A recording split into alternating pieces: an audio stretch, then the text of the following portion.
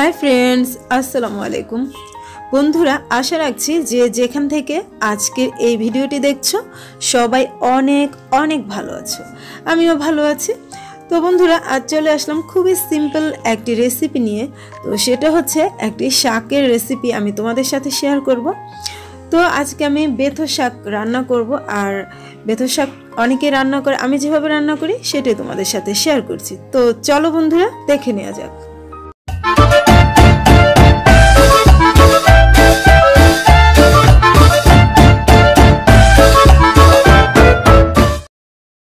এই তো এখানে আমি বেথো শাক নিয়ে নিয়েছি। এই শাকগুলো আমাদের বাজার থেকে কিনে এনেছে, গ্রামগঞ্জে হয়তো কিনে খেতে হয় না, জমিতেই পাওয়া যায়। তো বন্ধুরা এই শাকটা খেতে কিন্তু অনেক বেশি মজাদার হয়, আমার তো খুবই ভালো লাগে, তাই আজকে তোমাদের সাথে শেয়ার করতে চলে আসলাম। এই শাকগুলোকে এখন ছোট ছোট যে ফুলগুলো আছে ওগুলো ফেলে দেব, আর একদম পরিষ্কার পাতাগুলো আমি নিয়ে নেব রান্না করার জন্য। তো এই শাকটাকে কে কোন নামে জানো আমাকে একটু জানাবে। আমরা এই শাকটাকে বেথো শাক বলেই চিনি, কেউ আবার বথুয়া শাক বলেও জানে। তো বন্ধুরা এবার আমি শাকগুলোকে কেটে বেছে নেব, তারপর ফিরে আসছি। এই তো বন্ধুরা শাকগুলোকে আমি একদম কেটে নিয়েছি, দেখতেই পাচ্ছ। এবার এগুলোকে ধুয়ে নিলাম। এবার ধুয়ে রাখা শাকগুলোকে সিদ্ধ করে নেব। তার জন্য চুলায় একটি হাঁড়িতে আমি কিছুটা পানি দিয়ে দিয়েছি আগে থেকেই, পানিটা গরম হয়ে আসছে। এবার এর মধ্যে ধুয়ে রাখা শাকগুলো আমি দিয়ে দিচ্ছি সিদ্ধ করার জন্য।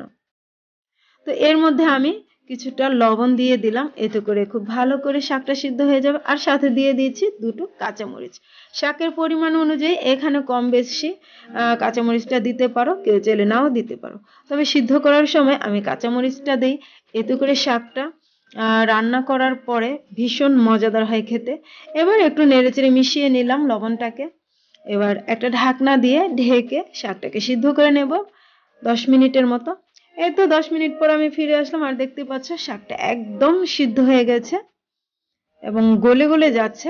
এই পর্যায়ে আমি শাকটাকে পানিটা ঝরিয়ে নেব। এই তো পানিটা ঝরিয়ে নিয়েছি দেখতে পাচ্ছ, আর মরিচগুলোর সাথে নিয়ে নিয়েছি।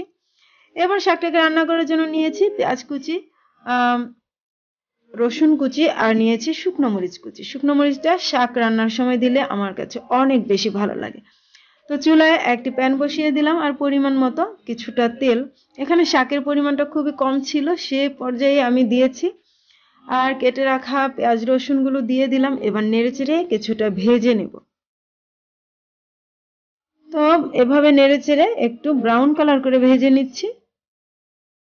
এই তো দেখতেই পাচ্ছ, তো ভাজা হয়ে আসছে। এবার সিদ্ধ করে রাখা সেই শাকগুলো আমি দিয়ে দিচ্ছি, আর শাকের মধ্যে যে কাঁচামরিচটা ছিল ওগুলো আমি একটু থেতলে দিচ্ছি, একদম শাকের সাথে যাতে মিশে যায়।